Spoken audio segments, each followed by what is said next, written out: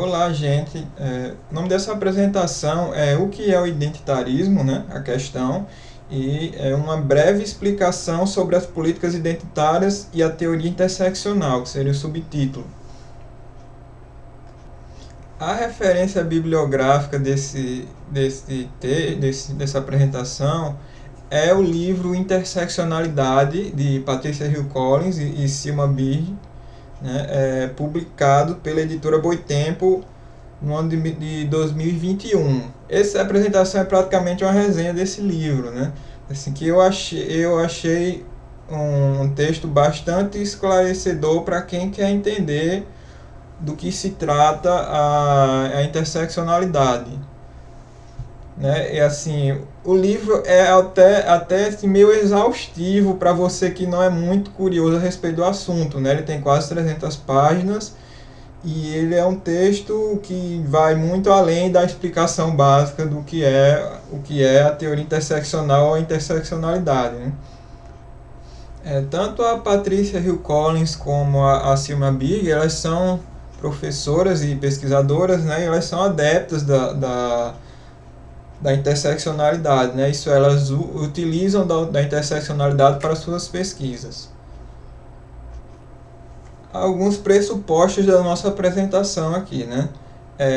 O identitarismo tem como base teórica fundamental a interseccionalidade, né? Um dos pressupostos. Segundo, o identitarismo se refere às políticas identitárias. A palavra identitarismo ela seria assim uma coisa jocosa ou pejorativa na minha concepção. Eu não acredito porque os próprios adeptos, digamos assim, eles já utilizam o termo de, como é que se chama, políticas identitárias, entendeu? Então, de políticas identitárias para identitarismo, a diferença é muito pequena. Assim, uma palavra como lacração, né, você chamar de lacração, como se chama aí, é pejorativo, né? Tem um tom pejorativo, mas eu acho que identitarismo, não acredito, né? Apesar de que está ganhando assim um teor, né, meio negativo, né? Mas eu não considero no momento. E aí a questão do identitarismo ter como base teórica fundamental a interseccionalidade é uma coisa que eu percebo, assim, né? Você vê o movimento das políticas identitárias, do ativismo identitário e compara com a teoria interseccional, eu noto que tem muitos pontos de contato, assim, muita semelhança. Você pode discordar, é óbvio, né? Mas é um pressuposto que eu adotei para essa apresentação e eu acredito que é válido. Então, o que é a interseccionalidade? A interseccionalidade, segundo os autores do livro, é uma ferramenta analítica. A interseccionalidade destaca relações de opressão e privilégio que surgem a partir das interações entre as múltiplas identidades compartilhadas pelos seres humanos. E desde sua criação ela vincula a teoria e a prática. Esta relação é conhecida como praxis, né, que a gente já encontra essa palavra no marxismo. Apesar de que interseccionalidade não é marxismo, ao meu ver, né? E acredito que ao ver das autoras também. O que seria então uma ferramenta analítica? No livro não se deixa muito bem claro o que é uma ferramenta analítica, mas assim, pelo texto dá para entender que seriam conceitos e procedimentos e uma espécie de ênfase da pesquisa que já estão prontos lá para lhe ajudar a entender aquele fenômeno social, entendeu? Como quem faz pesquisa sabe, você não vai inventar tudo na hora de fazer a pesquisa, né? Quando você apresenta o projeto, você precisa informar que vai seguir uma determinada linha, vai se utilizar de determinados conceitos, entendeu? E deixar um monte de coisa clara, e essas coisas são elementos que você não inventou para fazer a pesquisa, você já pega de uma escola de pensamento, de pesquisa, por exemplo, né? Esse segundo tópico eu acredito que seja o mais importante do vídeo, porque é a explicação realmente do que é a interseccionalidade, né? Segundo esse livro. Destaca relações de opressão e privilégio que surgem a partir das interações entre as múltiplas identidades compartilhadas pelos seres humanos. O que são essas identidades? Por exemplo, todo mundo tem várias identidades. Você é negro, ou é branco, ou é heterossexual, homossexual, é idoso, é criança, nasceu no Brasil ou na Itália, entendeu? Tudo isso são identidades. As principais categorias de identidade que a interseccionalidade trabalha, isso assim, isso não é uma norma, mas é o que a gente vê ao longo dos trabalhos interseccionais, são as categorias de raça, classe e gênero. Né? Gênero é o papel atribuído de acordo com o sexo, o papel que é socialmente atribuído. Né? E raça é negro, branco, pardo, esse tipo de coisa. Classe social, né? Trabalhador, capitalista, operário, esses elementos. E essas são as principais categorias de identidade que a interseccionalidade trabalha, mas vai além disso, né? Não precisa se prender a esse tipo de coisa. E o foco da análise interseccional é o cruzamento, né, dessas identidades, a relação dessas identidades socialmente, né? Por isso que interseccional, né? Interseccional quer dizer uma coisa que se cruza, né? E essa relação ela vai gerar sistemas de privilégio e de opressão, segundo a interseccionalidade. E é aí que o pesquisador interseccional ele tem o seu foco de análise, entendeu? E como a teoria aqui é vinculada à prática, eles têm uma política de resolver, de atenuar ou de eliminar as opressões e os privilégios que surgem das relações entre as identidades. Né?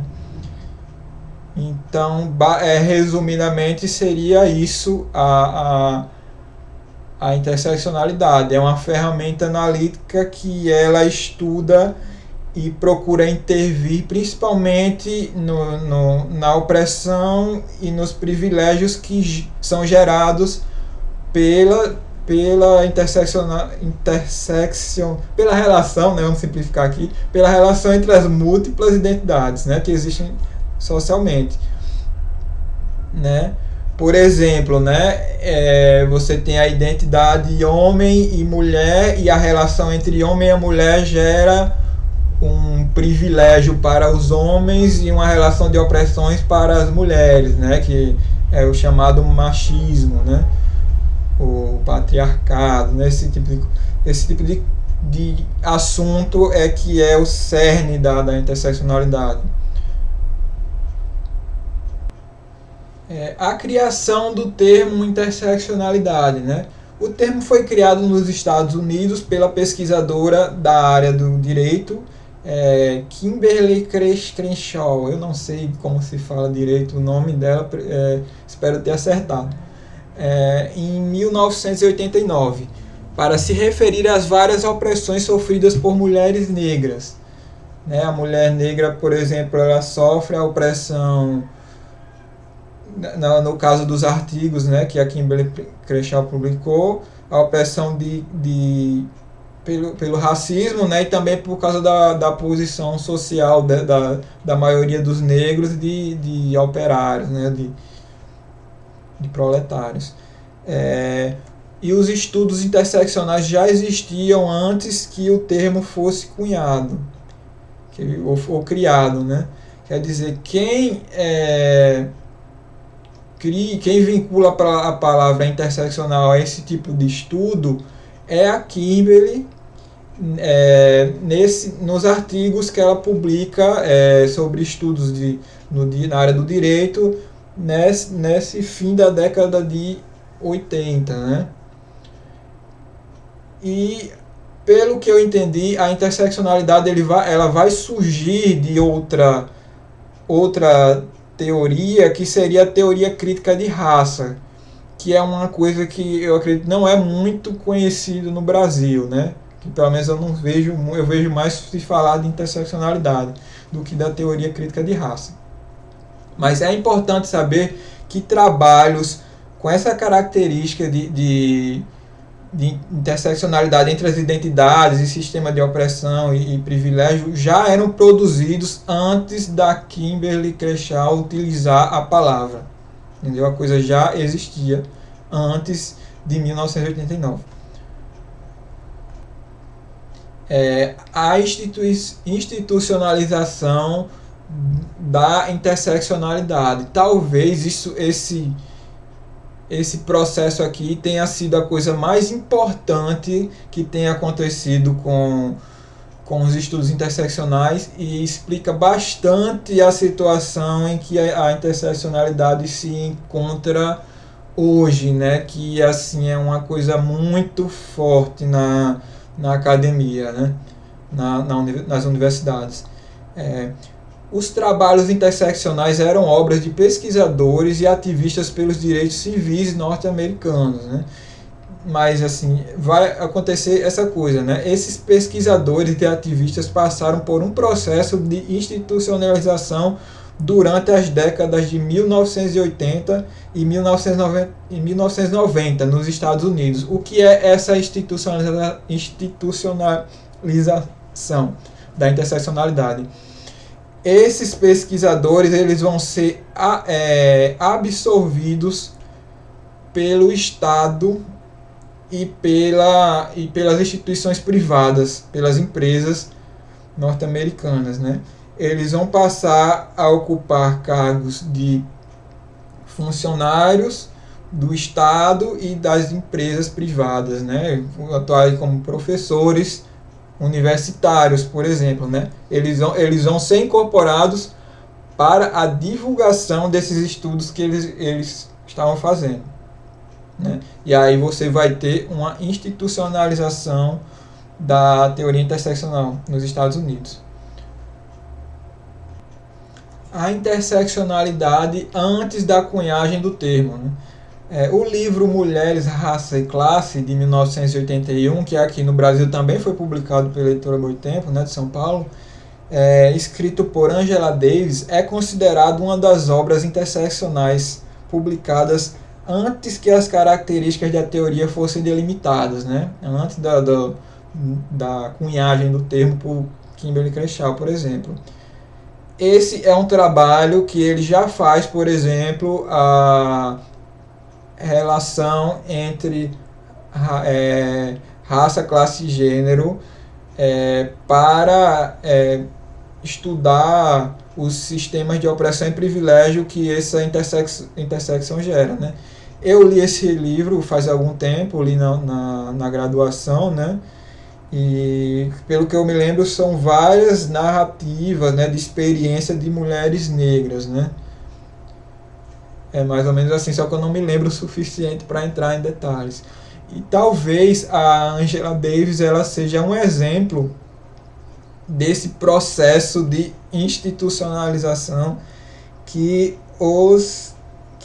a interseccionalidade passou, porque ela já é uma professora universitária há muito tempo, né?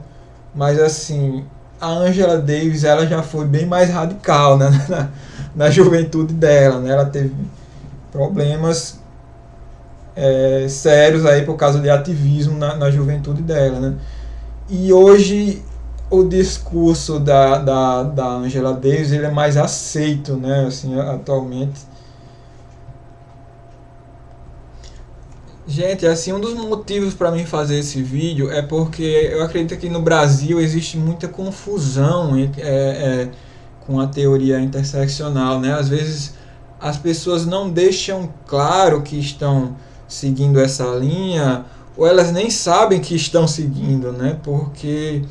Até porque um teórico interseccional, digamos assim, ele não se apresenta com esse nome, ele se apresenta tipo como, eu sou pesquisador do feminismo asiático, entendeu? Ele já apresenta a intersecção de identidades que é a área de investigação dele, né? Ele não vai dizer eu sou um pesquisador interseccional. Então, uma das confusões que existe é de identidade entre a interseccionalidade e o marxismo, né? Que eu acredito que são bem divergentes, né, as duas coisas, mas assim, é óbvio que você é livre para fazer uma mistura, né? Eu acho que é uma coisa problemática, né, mas você, enfim, pode fazer, né? E aqui eu gostaria de apresentar algumas diferenças, né, que eu encontrei entre as duas teorias, né, o marxismo e a interseccionalidade, que eu chamei aqui de identitarismo no título, que é o termo mais popular, né? A interseccionalidade ela não parece uma explicação tão abrangente da realidade quanto o materialismo dialético. O que se quer dizer com isso? Por ser materialista e dialético, né? A teoria ela já tem afirmações sobre as características mais básicas da realidade. Por exemplo, por ser materialista, você não aceita a existência de várias substâncias na realidade, né? Só existe uma substância. Você geralmente não aceita a existência do sobrenatural, só existe o natural, né? Por ser dialético, você acredita que as coisas só existem em processo, em movimento, né? E em relação umas com as outras. A interseccionalidade ela não assume essas afirmações sobre questões mais básicas da realidade. Tipo, a interseccionalidade é materialista, tipo, não dá para saber assim, pode ser e pode não ser, tipo uma questão que não importa. A interseccionalidade ela não tem, digamos, esse escopo, essa pretensão, né? Por isso que eu digo aqui que não é uma explicação tão abrangente da realidade quanto é o marxismo ou o materialismo dialético. Tá aí uma diferença, né, entre os dois. A revolução, que é um dos pilares da teoria marxista, é praticamente inexistente na interseccionalidade. Tanto a revolução quanto, obviamente, a ideia de uma classe revolucionária, né, que é um dos pontos basilares, assim, digamos, centrais do marxismo, né, a existência dessas duas coisas. A classe na interseccionalidade em seu estado puro, digamos assim, né, sem misturas, ela é só mais uma identidade geradora de privilégios e opressão. Não tem essa coisa que a classe toma o poder do Estado e reconstrói as instituições para o Estado obedecer a determinada classe, como existe no marxismo. Né? Isso não tem essa coisa da revolução, entendeu? Você pode colocar isso na sua interseccionalidade aí, mas como é apresentada no livro, isso não tem, entendeu? Eles não pensam assim em revolução como tem no marxismo, né? As autoras do texto, né, consideram limitada a análise social que se fundamenta na economia e nas relações de classe, né? As autoras elas têm uma posição assim meio de defesa da interseccionalidade, né? Elas não são neutras no livro, né? Nesse sentido, e elas meio que demonstram a interseccionalidade como uma superação das formas de análise que priorizam um determinado elemento. Assim, né? Eles acreditam a interseccionalidade mais abrangente nesse sentido. E a análise marxista da sociedade é uma análise que parte da economia, né? Principalmente do estágio de desenvolvimento das forças produtivas, né? E elas consideram, né, enquanto interseccionais, que isso é uma espécie de reducionismo, é limitado, entendeu? Para você entender o fenômeno social. Já temos aí mais uma divergência, né? E na minha interpretação, na perspectiva marxista, a interseccionalidade é uma forma de reformismo, né?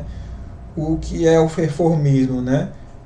O marxista mesmo, ele acredita que, por exemplo, é preciso a classe trabalhadora ela destruir o Estado burguês, as instituições do Estado burguês, e reconstruir instituições em torno da propriedade comum dos meios de produção, instituições que sirvam à classe trabalhadora, né, aos interesses da classe trabalhadora. Isso é propriamente a revolução. E o teórico interseccional ele não tem esse entendimento de que é preciso esse tipo de ruptura com a sociedade, né? E da mesma forma que o reformista, né? O reformista, na interpretação marxista do termo, ele é uma pessoa, uma pessoa que acredita que não é preciso a revolução e por reformas, né, por conquistas favoráveis à classe trabalhadora, você vai resolver os problemas da classe trabalhadora no marco do capitalismo, né? Não tem essa necessidade de revolução, e esse é o reformismo. Então, a interseccionalidade ela trabalha bem dessa forma com os oprimidos, né? Não considera a revolução, e por conquistas favoráveis aos oprimidos no marco dentro do capitalismo se resolve ou se atenua o problema da opressão, né? Nesse sentido, a interseccionalidade seria uma forma de reformismo do ponto de vista marxista. Bom, pessoal, esse é o fim da apresentação, né? É claro que é uma apresentação que não substitui a leitura do livro da interseccionalidade, e espero que vocês tenham gostado. Até a próxima.